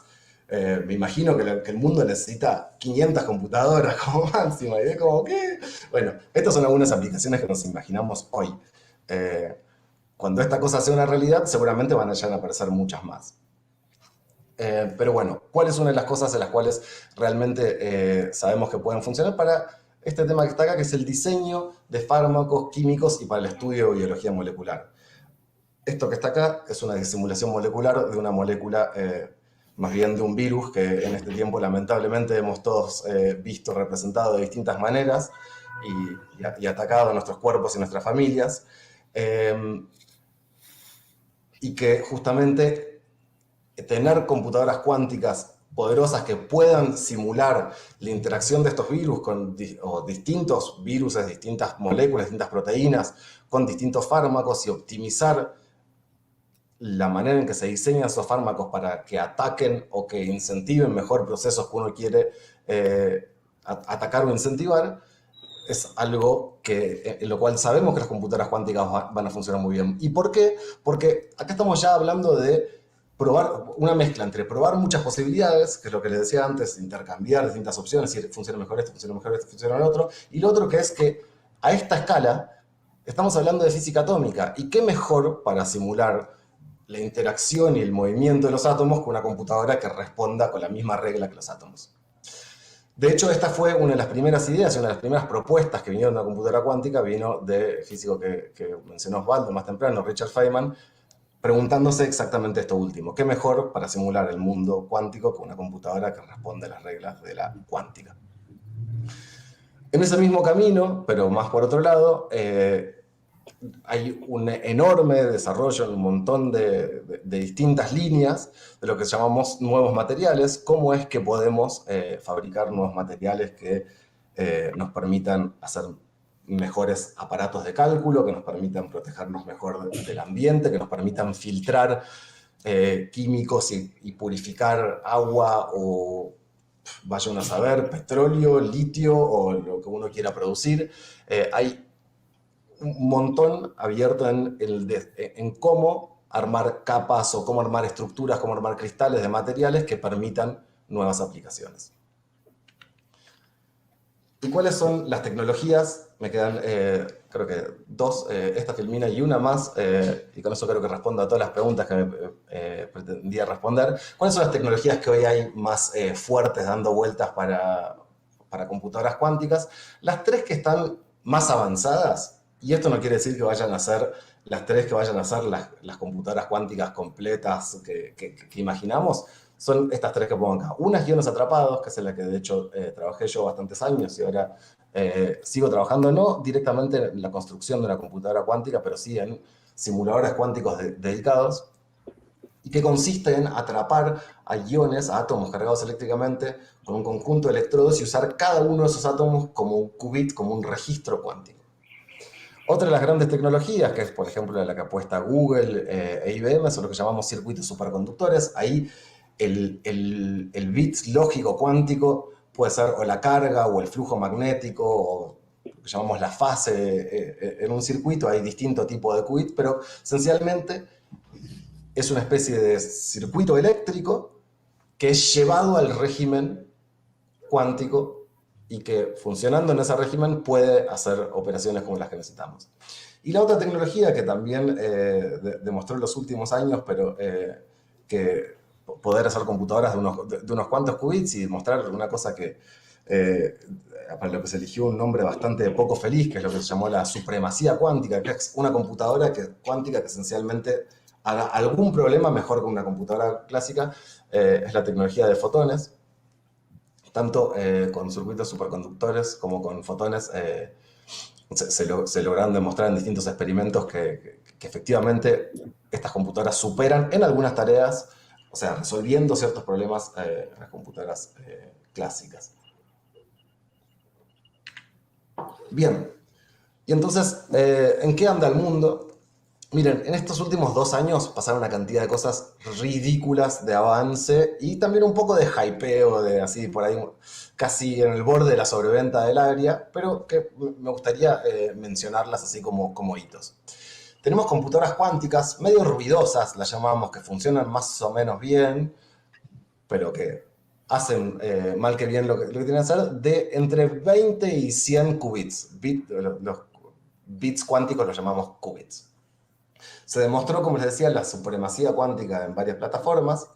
Hay en el mundo más de 20 empresas que están desarrollando tecnología y hay también un montón de laboratorios. Hay inversión estatal y privada multimillonaria, billonaria en todo el mundo para avanzar estas tecnologías.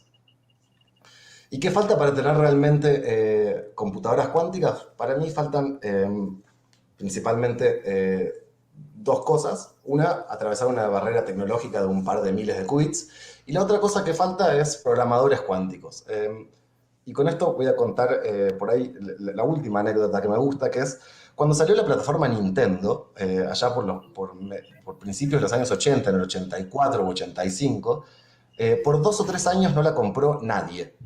Hasta que un genio total programó el Super Mario Bros., que para los que crecimos en los 80s, saben que fue un juego que cambió la manera del gaming de la noche para la mañana. Y ahí se volvió la consola más comprada del mundo y estalló su popularidad. A lo que voy es a que muchas veces la tecnología puede estar, pero toma del ingenio de un programador o de una programadora que encuentre cuál es la manera piola de usar esa idea para resolver un problema o para generar algo que no había antes. Bien, y con esto finalmente sí termino. La pregunta es, ¿en qué andamos en la Argentina? Hay varios laboratorios estatales, principalmente, no hay mucha inversión privada. Estoy hablando de como lo que llamamos la segunda generación de tecnologías cuánticas. Que estamos trabajando en distintas de estas nuevas tecnologías cuánticas, en particular en el laboratorio que yo dirijo en la Universidad de Buenos Aires, estamos trabajando en hacer simuladores cuánticos, pequeñas computadoras dedicadas que puedan hacer algún problema de simulación. Hay bastantes laboratorios que trabajan y están muy avanzados ya con prototipos desarrollados de comunicaciones cuánticas. La única tecnología cuántica de segunda generación no es la computación, sino que también la cuántica nos permite comunicarnos de una manera súper segura, que es en principio inviolable. Y también hay bastantes laboratorios en distintas universidades y centros de investigación trabajando en lo que grosso modo podríamos llamar sensores cuánticos, que es cómo usar estas propiedades de la mecánica cuántica para sensar o medir mejor, por ejemplo, qué nos pasa dentro de un cuerpo, cómo es un campo magnético, cómo son variables ambientales. cómo llega la luz a algún material, etc. Bueno, y con eso termino, les dejo una foto de 14 iones atrapados. Esto es lo que están viendo ahí en el centro de esta imagen, es la fluorescencia de 14 iones de calcio atrapados en el laboratorio de iones y átomos fríos, que en una trampa que pusimos a andar junto con Martín y Nicolás, dos estudiantes de doctorado que están en la foto anterior. Muchas gracias. Bueno, muchísimas gracias, Cristian. Les habíamos anticipado que este paseo no era fácil, así que nos metimos en un laberinto que, como dicen los chicos, nos vuela la cabeza. Una pregunta así muy rápida que se me ocurre es, ¿las computadoras cuánticas, también va a haber computadoras personales cuánticas o solo va a haber máquinas de estas gigantescas para hacer grandes cálculos, grandes investigaciones? Mira, yo ya me adelanté a esa pregunta, Nora, y si te diría que no, estaría negando o siendo un poco necio con la historia, pero en primera medida está bastante claro, y de hecho ya hay computadoras cuánticas en la nube. Como pasa hoy también con el supercómputo, uno tiene una computadora personal con la cual administra su trabajo, pero las cosas más complejas las manda a algún centro de cómputo en otro lado. Y en primera medida seguramente va a ser así. Ahora, si en algún momento más adelante alguna tecnología logra miniaturizarse y simplificarse tanto que se pueda poner en computadoras personales, portátiles, seguro que llegará, pero todavía nos faltan bastantes barreras para eso. Bueno, lo tenemos allí en el horizonte. Vamos a las preguntas del público, muy rápido. Rodrigo Cortiñas dice, ¿no piensan que abrazar la frase, si dicen que entienden la cuántica, entonces no entienden la cuántica, es malo para el espíritu crítico? ¿No fomenta una especie de posición muy pasiva y anticientífica? Dice, a los chicos hay que decirles, tratemos de entender. Bueno, la respuesta a eso es un poco, eso estaba mencionado en el contexto de Feynman, ¿no es cierto? Que en forma hipercrítica se refería, digamos, a esta situación. Tenemos una teoría, tenemos reglas que son satisfechas y que no han sido demolidas por la experiencia a nivel de la medición, pero el hecho de que los interrogantes son muy profundos es lo que nos lleva a decir eso. Feynman era un tipo muy crítico en ese sentido y no hay que tomarlo literalmente. No es que mencionemos esto como un aspecto negativo, sino todo lo contrario. Lo apasionante de esto es que funciona y tenemos que entender por qué funciona. Sabemos que funciona. Ahora, cuando hablamos de una teoría como la relatividad general o la relatividad especial, ahí tenemos un principio fundamental. Estamos hablando de construcciones en espacio-tiempo. Aquí estamos hablando de construcciones más amplias. Tenemos variables que no son las que apreciamos en espacio-tiempo. Cuando digo espacio-tiempo es el lugar donde vivimos, cronometramos y medimos. Tenemos propiedades que corresponden al spin de las partículas, que corresponden a ciertas operaciones. Tenemos propiedades como la paridad, como la equilibriedad. Tenemos propiedades como ya a nivel subnuclear, a nivel de partículas elementales, propiedades como el confinamiento de grados de libertad de color. Tenemos el grado de libertad de sabor. De manera que en realidad lo que estamos pensando es que la afirmación, la función de onda debe contener toda la información de un sistema. Ese es realmente el principio fundacional. Ahora, ¿cómo operamos con modelos particulares para entender cuáles son los grados de libertad? Justamente es el desafío. Si pensamos, por ejemplo, como bien contó Daniel, que en el desarrollo, digamos, de fines del siglo XIX y comienzos del XX, se pasa de un modelo de la materia prácticamente homogéneo. Se hablaba del budín, ¿no? El famoso budín que tenía cargas positivas y negativas por todos lados. Y lo que muestra el átomo, los experimentos de Rutherford, es una construcción completamente distinta.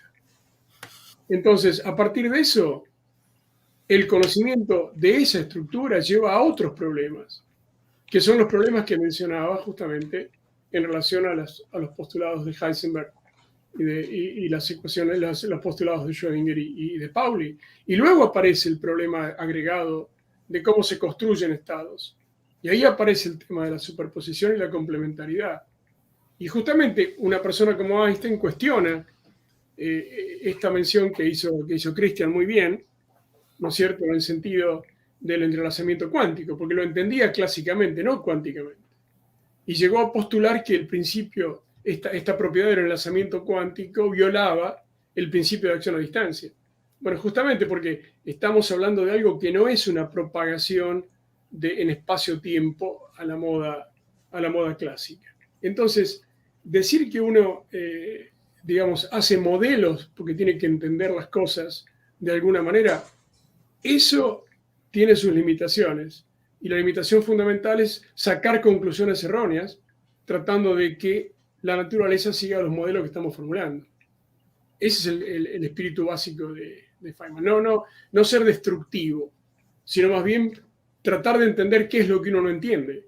Ahí está el chiste de todo esto. Creo que Christian también tenía algo como para decir a propósito de esto. Sí, para mí una cosa muy interesante, que por ahí está también en el pensamiento y en la expresión, que claramente es una expresión de Feynman hecha para molestar, porque era una persona bastante astuta en ese sentido. Pero una cosa interesante de la mecánica cuántica, que es lo que nos hace pensar que no la entendemos, para mí no es que no la entendemos, es que no la intuimos. No la podemos concebir, a pesar de que entendemos un montón de su funcionamiento, podemos entender su matemática. Y para mí hay una cosa interesante que igual plantea como estructura de pensamiento que estaba rota antes, y que está relacionada con algo que viene de la lógica. Y a alguna gente no le gusta pensarlo de esta manera, pero a mí me da un poco de tranquilidad, y es lo que se conoce como el teorema de Gödel, que es que cualquier sistema axiomático no puede ser completo e inconsistente, completo y consistente. Y entonces toda teoría completa va a ser inconsistente, o toda teoría consistente va a ser incompleta, y nosotros como observadores del mundo, de algún modo, en algún lugar es natural esperar que encontremos una barrera a cuánto nos podemos conocer.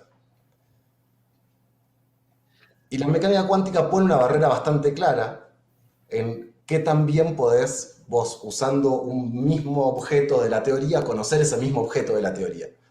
¿Sí? O sea, lo que está diciendo es, ya hay un punto en el que llegás y si querés saber dónde está un electrón, lo único que tenés para usarlo es o un electrón o un otro fotón, que son los mismos objetos de la teoría. Y entonces necesariamente esas cosas no van a poder registrarse unas a las otras sin cambiarse unas a las otras. Efectivamente. Sí, sí. Y entonces hace que haya una limitación teórica necesaria que hace que sea antiintuitivo. Pero que sea antiintuitivo no quiere decir que no podamos entenderlo y que no podamos ir desarrollando intuiciones parciales. Y la búsqueda, y me parece que sí tenemos que enseñarle, y que está buena que marca Rodrigo, es la de ir desarrollando en cada nicho donde no encontremos algo, más intuiciones parciales que nos permitan entender cómo funciona la naturaleza. Muchísimas gracias. Acá hay otra pregunta. ¿Qué oportunidades ven para el ecosistema tecnológico argentino en aplicaciones de estos descubrimientos de física cuántica? ¿Y qué desafíos o limitaciones se deberían salvar? Bueno, para lo experimental, permítanme avanzar un poquito. La inversión, ¿no es cierto? Se necesitan grandes inversiones, pero bueno, adelante. Sí, digamos, a mí lo que se me ocurre como ejemplo pedagógico es volver un poco a la mención de que ¿para qué sirve la física? Es decir, es una actividad del pensamiento humano que nos llena de actividad, pero además tiene una consecuencia social inmediata. Si uno piensa que la observación del movimiento de las estrellas generó una abstracción matemática, si uno piensa que el manejo de los materiales llevó al conocimiento de la metalurgia y los cambios de estado, si uno piensa que los estudios en termodinámica llevaron a entender el comportamiento de de la materia en condiciones extremas, y todo eso tiene consecuencias directas, ¿no es cierto? Si uno piensa que en el siglo XIX todavía había carros tirados por caballos, y luego los desarrollos aplicados de los principios de la termodinámica llevaron a las máquinas de vapor, y entonces los barcos se dejaron de mover con el viento y se movían con máquinas, y luego aparecieron los motores de combustión y se dejó de usar los caballos para tirar los carros. Lo mismo ocurre con esto, es decir, estamos en una etapa, como también mencionó Cristian, donde, formulada la teoría bajo ciertas condiciones de regularidad y de consistencia, que ya están probadas, se inicia el campo de las aplicaciones. Y son dos motivaciones que van juntas. Por un lado, ¿por qué me interesan estos temas desde el punto de vista teórico? Y por otro lado, ¿qué puedo hacer con ellos? Son dos tensiones que la sociedad tiene. De manera que la respuesta a eso, ¿qué se puede hacer? Es un poco también lo que alguien dijo, yo no recuerdo el nombre de quién lo dijo, pero lo puedo mencionar. Alguien le preguntó a alguien qué significaba la ciencia, y entonces la respuesta fue: ¿y para qué sirve un bebé recién nacido? No se puede alimentar, no se puede mover, no es independiente. Sin embargo, tiene todo el potencial creativo de una vida.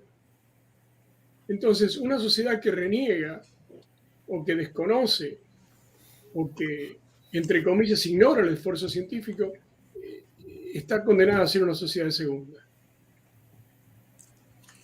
Y por último, la última pregunta. Ay, Claudia quería decir algo, ¿no? Sí, no, yo era comentar algo, porque a mí me parece interesante también llevarlo al caso argentino, ¿no? Y me parece que también comentar, así como está el C3 y como hay un Ministerio de Ciencia y Tecnología, en cuántica como en las otras áreas de la física, en Argentina se trabaja como en todo el mundo, y es importante el desarrollo que se haga.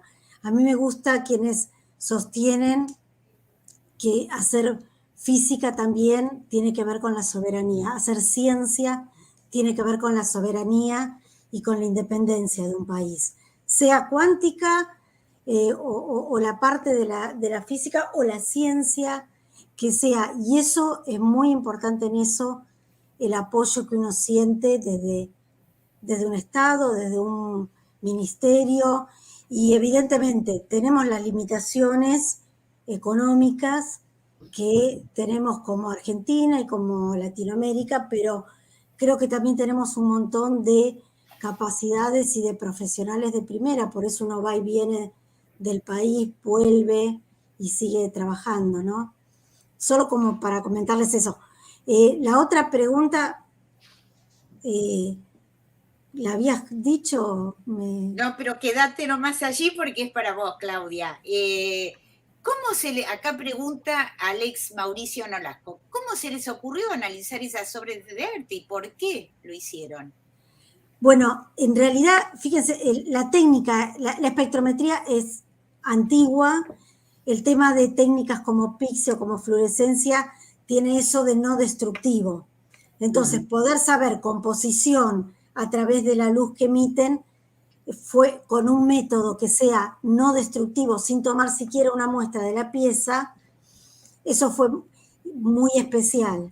Entonces, se empezó a aplicar ya hace unas cuantas décadas en un montón de cosas.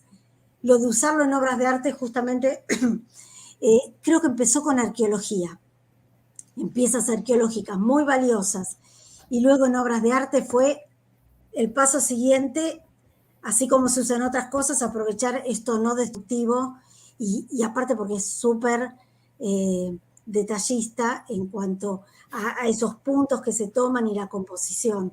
Entonces, bueno, fue un paso. Lo de encontrar una obra de arte debajo de otra, sí, esa fue un hallazgo. Creo que eso no era tan claro, ¿no? Pero lo de saber para restauración, para historia y todo eso, sí. Era como algo cantado de una técnica de este tipo. Claro. Y una vez que uno tiene la técnica, Iván, inmediatamente aparecen los problemas a los cuales exactamente. ¿no? Como en otras áreas, sí. Claro. Bueno, vamos llegando al final de este paseo por la física cuántica. La verdad es que, bueno, necesitamos muchos encuentros con la academia para internarnos en esta selva, en esto que realmente desafía nuestra intuición. Pero ya se termina el tiempo asignado, no podemos seguir más. Y además, este es el último encuentro del año. Así que con este encuentro cerramos el ciclo 2021. Esperamos que vuelva el encuentro con la academia en el C3 el año próximo, pero les agradecemos muchísimo a nuestros invitados de hoy, que nos llevaron así un poco de guías, como si fuéramos turistas por una geografía totalmente desconocida, al doctor Osvaldo Civitarese, al doctor Daniel Bess, la doctora Claudia Montanari y el doctor Christian Schmigelow, que nos abrieron el apetito de saber mucho más sobre la física cuántica. Hay muchos libros de divulgación para legos que se pueden leer, que son fascinantes, por grandes autores, por Stephen Hawking, por muchos autores que hablaron sobre, autores argentinos. Hay autores como Fidel Japosnik, que hizo un libro muy breve sobre qué es la física cuántica, y otros. Así que quienes estén interesados pueden profundizar un poquitito más, y son temas que uno tiene que volver y volver a verlos para ir, de alguna manera, como decía Cristian, entendiendo, aunque sea de a parchecitos, qué es lo que nos plantean los físicos que están trabajando en la frontera del conocimiento.